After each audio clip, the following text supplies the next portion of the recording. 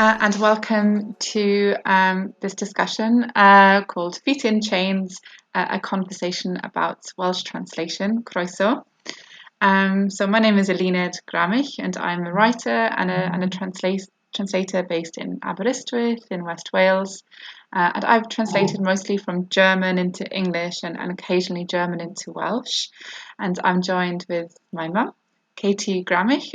She's an emerita professor of English literature from Cardiff University, and she has translated numerous texts from Welsh into English, including Kate Roberts' seminal Feet in Chains, Troed Mewn Cyffion, and more recently Gwerfyl Mechain's poetry and Llyr Gwyn Lewis's Rhyw Flodau Rhyfel, Flowers of War.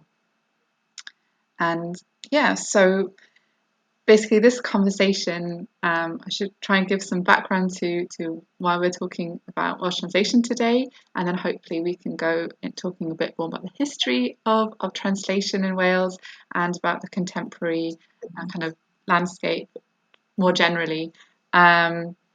So this conversation was kind of sparked by an essay that I wrote for Tilted Access Press. In this essay, I kind of explored Welsh translation within a decolonial context, and in the ways it can be seen as that Welsh language is can be seen, within a decolonial context and without. And yeah, that's where the conversations came from. And I talked to my mum about Welsh translation, obviously, because she is the Welsh translator in the family.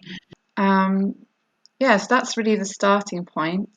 And I thought perhaps just to kind of continue with our conversation today, a good starting point for us would be to think about a bit of the history of the Welsh language and of the importance of and the role of translation for the continuation of the Welsh language and its development.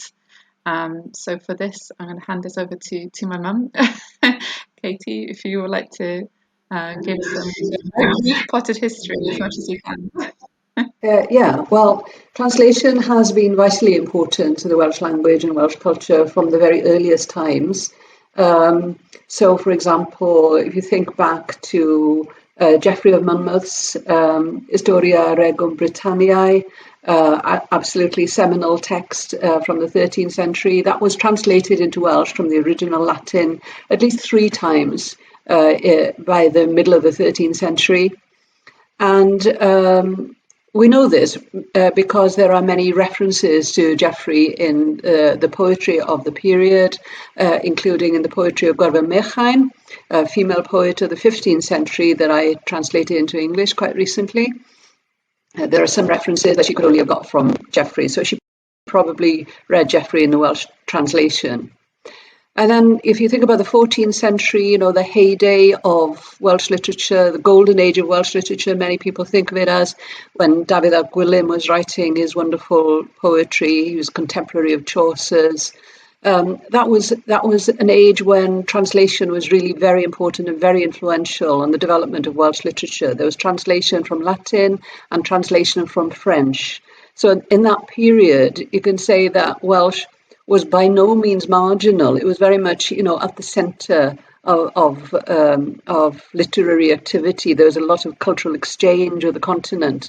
So you get references to continental heroes like Roland in Welsh literature of the period, which you wouldn't necessarily expect.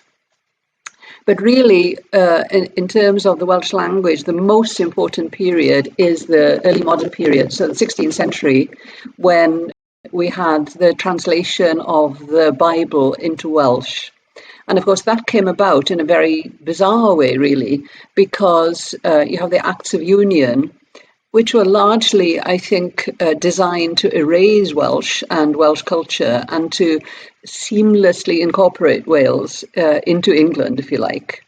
But in the wake of that, the Tudor Queen, Queen Elizabeth, decided that the scriptures should be translated into vernacular languages of these isles, Irish and Welsh, in order to bolster Protestantism.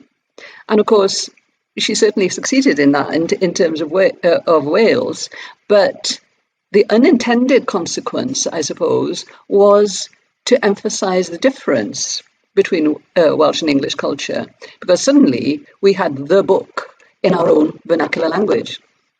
And not just any translation, the translations of the 16th century into Welsh were absolutely magnificent. First of all, you have William Salisbury's Book of Common Prayer in Welsh and the New Testament in Welsh. And, the beauty of the language is just incredible. And then the real hero of the hour is William Morgan, Bishop William Morgan, who translated the whole of the Bible, working from the original languages, working from Hebrew and New Testament Greek. So he produced William Morgan's Bible, and it was published in London in 1588. And I've always admired William Morgan, but my admiration grew tenfold recently when I saw the program on television called Art That Made Us, and one of the artifacts that it discussed was William Morgan's Bible. And I found out that William Morgan spent an entire year overseeing the printing of his Bible in London, because the printers who were printing it were monoglot English speakers, and so they had no idea what they were printing. So he had to make sure that the Word of God in Welsh was free of typos. Well done, William Morgan. So, Amazing. nowadays people, yeah, I know, people think nowadays that without William Morgan's Bible, without the efforts of Renaissance humanists like Salisbury and William Morgan, the Welsh language would most likely not have survived to today. It was so influential. And, because we had the Bible in our own language and we became very much a people of the book, Protestant people of the book, then, that really bolstered the Welsh language in the sense of separate Welsh identity. And of course, everything was fine and dandy until the 19th century, when along came the Industrial Revolution, and suddenly everything changed in Wales. And so, you have the Welsh language was very strong until the beginning of the 20th century, but the rot started to set in, you might say, in the mid-19th century, when in the wake of the so-called Blue Books report in the mid-19th century into the state of education in Wales, where we were told that we were ignorant and promiscuous and sorely in need of education in the English language, we began to think of ourselves as backward, and the way to move forward was to learn English, become good little British subjects, to become fully members of the British Empire. So, that led to the situation in the first half of the 20th century where Welsh was in decline. I better stop there, otherwise you'll have nothing to say. So I'll hand over to you now. No, I mean, exactly. Yeah, it's quite, yeah. I mean, that's the thing, isn't it? And in the 20th century, I mean, I suppose I should mention there were two kind of cataclysmic events that started Cymdeithas yr Iaith and started the Welsh language protest movement, which is Tryweryn. Obviously, the thing is, these things in Welsh language context is something that everybody kind of knows about and writes about, and they've become almost cliched, haven't they, really? But I'm wondering, as soon as you leave Wales or Welsh language context, really, realise that it's not really very, very widely known. So, apologize if someone already knows this, inside and out. Maybe people don't know. But firstly, the cataclysmic event was Tryweryn, the drowning of the village of Tryweryn, which is when Tryweryn, this place, a valley in North Wales, was made into a reservoir for Liverpool. The water would be therefore used for the city of Liverpool, and this meant Tryweryn was kind of one of those villages where everybody spoke Welsh, right? So it was seen as a real attack against Welsh language culture. That people from this village had to forcibly move away from their homes to allow for resources for an English city. And one of the main kind of reasons why this is a kind of political turning point was that all the Welsh politicians who had a voice in Parliament, all of them voted, against this, but it's not spoke out against it, and it still happened anyway. So it's kind of like you could see how powerless Wales was politically, and still is really in comparison to England. So that occurred, and then a few years later, the Welsh language, the fate of the Welsh language was continuing to decline. English was the language of progress. English was the language that was seen every day on the signage, and language of bureaucracy, of filling in your tax forms. Everything was in English. And then Saunders Lewis wrote this incredibly important radio broadcast, Tynged yr Iaith, where he basically said, the language is going to die. Tynged yr Iaith means the fate of the language. And he was warning Wales that if they were going to continue on, if we were going to continue on as we did, then the language would die. And that was really the spark that was needed to create a powerful movement, which was very successful, over the decades, and one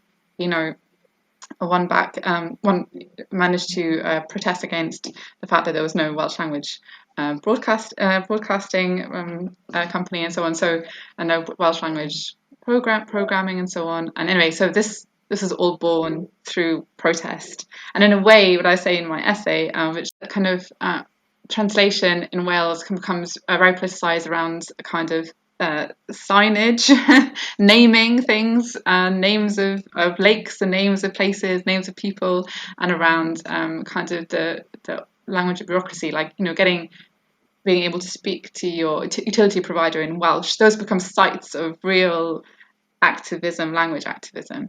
But of course, it also exists in literature. And I was really struck by an interview with Manon Steffan Ross recently. Manon Steffan Ross is one of the most prominent Welsh writers working today, and her novel Llyfr Glas Nebo is a young adult novel, absolutely amazing. I really urge you all to go and read it. And she has translated her own novel into English, and that's come out fairly recently, I think this year. And she said that during a panel, when she was talking about her process of translating this novel into English in a Welsh language panel, someone said, someone suggested that she was kind of selling out, that she was, I don't forget what the phrase actually was now. I don't remember. It was something along the lines of, that she was kind of betraying the Welsh Welsh language readership by translating it into English, And she was really shocked by this. She was saying, well, why would that be the case? I just want more people to read it, and I want to translate it into English. Why does everything, she says, why does everything have to be political? Why can't I just write in a language and for it not to be political? So it's kind of this yearning to be free of the politics of writing in Welsh, of the politics of writing and translating into English.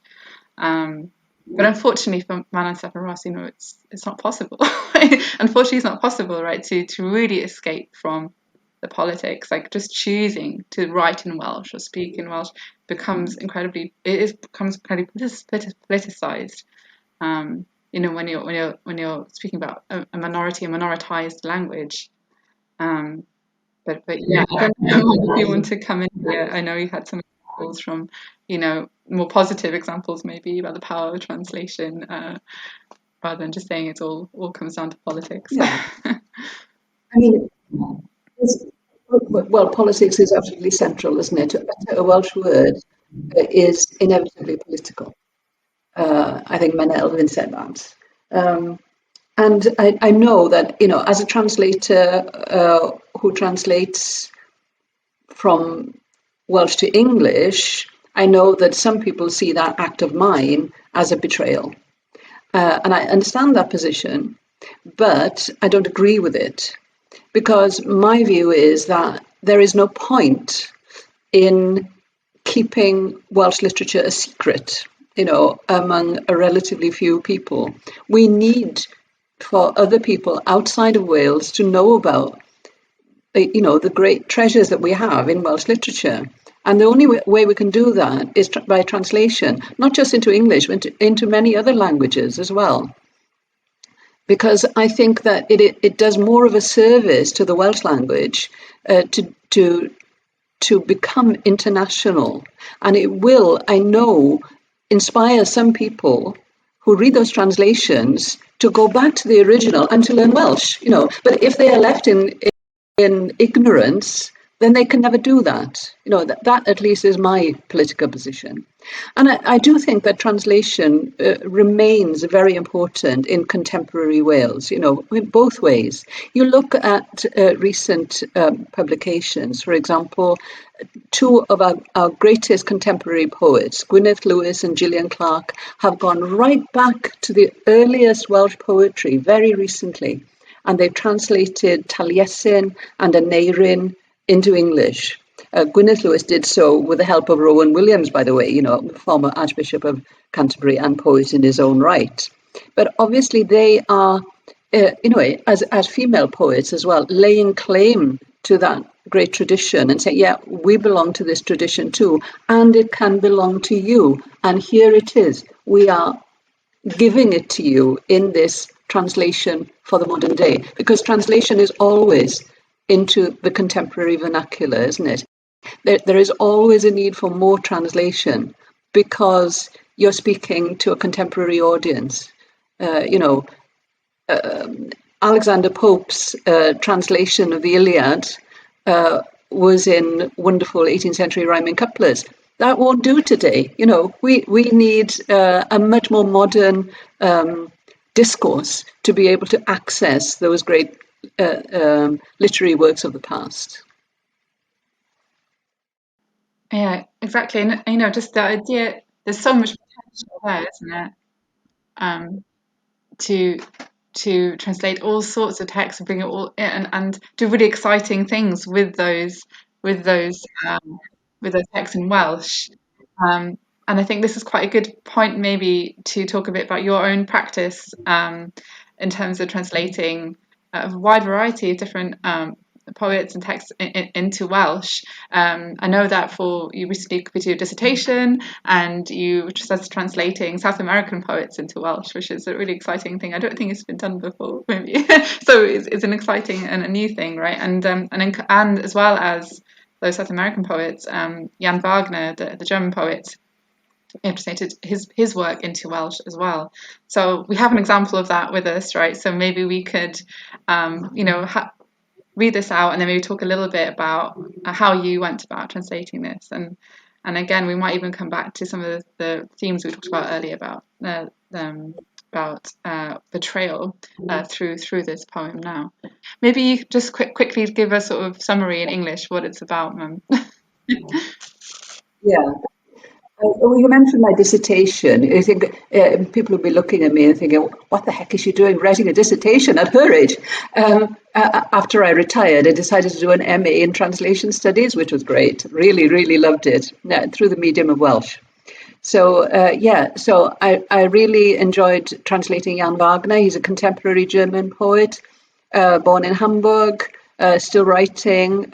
He writes nature poetry, I suppose you would call it, but it invites you to look at nature in a very different way. It's a kind of defamiliarizing of nature, and his language is extremely inventive and beautiful.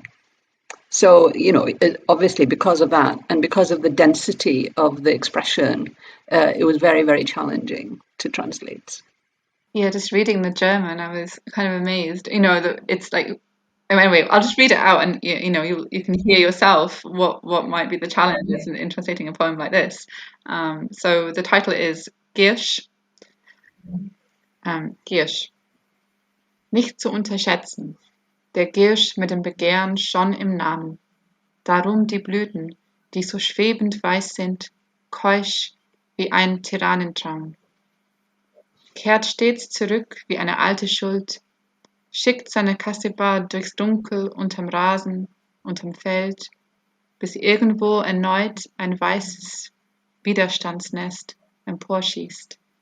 Hinter der Garage, beim knirschenden Kies der Kirche, Giers als Schäumen, als Gischt, der ohne ein Geräusch geschieht, bis hoch zum Giebel kriecht, bis Giersch schier überall sprießt, im ganzen Garten Giersch sich über Giersch schiebt, ihn verschlingt mit nichts als Giersch. It's a fabulous poem. It's a little sonnet. It's, it turns into a tongue twister at the end, doesn't it? I mean, basically, in English, it's about a weed called giersch and the way that it secretly takes over everything. And obviously, as a gardener, I can understand that concept, but clearly Wagner is also using that as a kind of metaphor for other things. So this is my version in Welsh. Chwyn. Paid a'i danfrisio, troed yr afr, y chwyn gyda'i chwant yn barod yn ei enw. Dyna pam mae'r blodau'n tonni mor wyn, mor bir, megis breuddwyd unben. Maent wastad yn cripio nôl fel hen gywilydd, yn anfon ei negeseuon cudd, drwy tywyllwch o dan y lawnt, o dan gau, tan iddynt wai eto'n rhywle nyth wen sy'n gwrthsefyll ac yn pydru. Tu ôl i'r garej, ger y grawen sy'n crensian ar geriosen, chwyn fel ewyn ton, fel hufen yn y tywelwch, yn tyfu, yn dringo lan i'r bondo, des bod chwyn ym mhobman, chwyn ym mhob gardd yn ymblethu dros chwyn, yn ymdroelli ac yn tagu ar ddim byd ond chwyn. So that you could hear that. I'm sure that the giersch of the original becomes chwyn, which is the normal word for weeds in Welsh. I try to be as faithful as I could to the original German, and I also tried to emulate the sonnet form. But I did, in a couple of places, try to translate the poem for a Welsh context. So, for example, there's one part in the second quatrain where he talks about Schuld, that is guilt in German. So weeds creep back like old guilt. That would be an English translation. So I translate that as cripio nôl fel hen gywilydd. Now, cywilydd in Welsh means shame rather than guilt. But it means more to a Welsh audience because it is a very famous 20th century Welsh poet called Gerard Lloyd Owen, who wrote Cerddir Cywilydd, that is, poems of shame. And these are wake-up calls, very much in the same vein as Saunders Lewis's Tynged yr Iaith. He's pointing out the shame, the complicity of British Welsh people and says, wake up, you're a separate people, speak your language, prize your culture. So creeping back like old shame, has a particular resonance, I think, to a Welsh reader. And then in a slightly less political note, later on in the poem, the weeds with their white flowers are described as being like the foam of a breaking wave.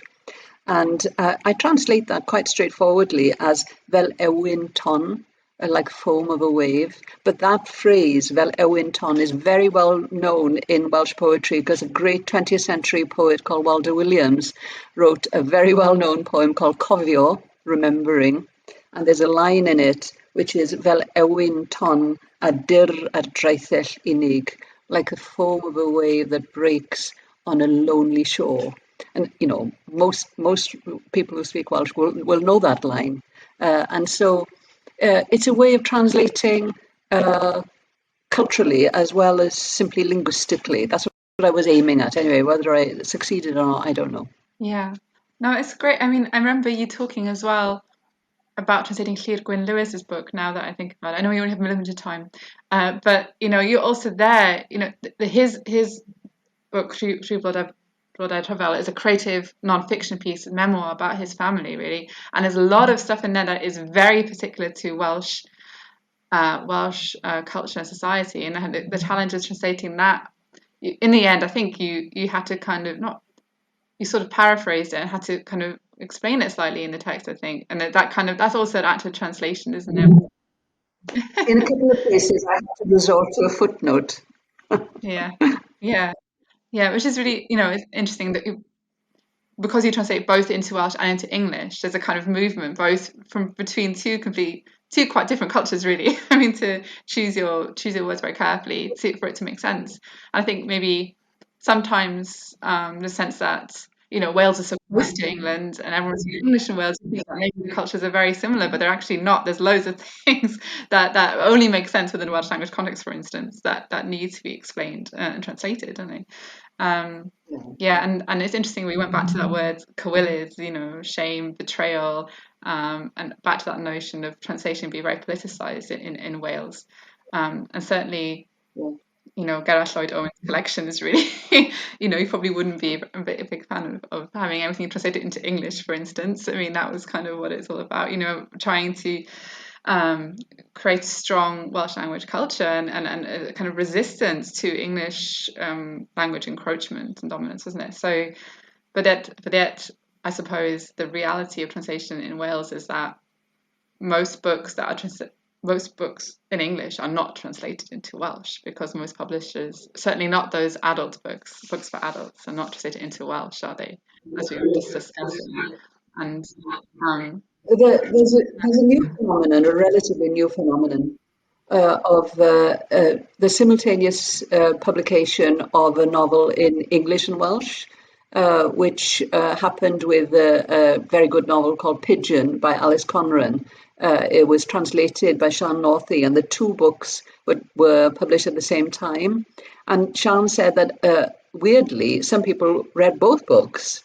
And I can understand that in a way, because if you're keen on a book, like I absolutely admire Manon Steffan Ross's Llyfr Glas Nebo, and now that she's translated it into English, and I understand that she's had to change it quite considerably in order to make sense to an English audience. I really want to read that now. Um, so, but I think it's important to stress as well that the emphasis on betrayal, translation as betrayal, is not universally that view is not universally held in Wales. I mean, look at a poet like Menna Elfyn, who's just won a Chumley Award for poetry, the first Welsh language poet to do so, and she has had her work translated into multiple languages right from the start, from the 1970s yeah, onwards. And for that reason, she is a Welsh language poet you can genuinely say is internationally known. yeah, definitely. For Maya Elvin, it's essential to her work, isn't it? To her poems have been translated into many languages, that and making those connections or relationships with translators and writers all over the world is kind of central of her practice as well, isn't it? Which is exciting. And I guess and I was just thinking as well about Ellen Half Griffith Jones's short story translation of a Catalan short story in All Pedro Gwent a couple of years ago. This was during the protests in Catalonia and Barcelona, and it was a short story by Albert Fons, and in Welsh is called A Protest Di Ddiwedd, the unending protest. About how kept on having to protest for independence again and again and again and getting nowhere in a way. So, she was translating a Catalan short story into Welsh. There was no English involved there. There was no bridge story. Obviously, that's kind of a sign of solidarity, if you will, from Wales to Catalonia, but also the excitement of thinking that we don't need English as a between language either. We can go and translate great Welsh literature into all sorts of different languages without the needing English as a bridge, for instance. And Mena Elfyn is an example of that as well, I think. Um, but I'm just looking at the time. But I'm thinking, what's next for translation? Maybe some comments just to sort of end this very kind of brief but hopefully very informative glimpse into Welsh translation and the landscape of Welsh translation at the moment. What you'd like to see next in terms of the scene, I guess. Well, if you look at the Welsh Books Council's website, you see that the vast majority of translations into Welsh at the moment are children's books, mainly from English. In fact, almost exclusively from English. So, I mean, I don't see anything wrong with that. I think you need translations of David Walliams' books in Welsh. They're hugely popular, and it gets kids reading.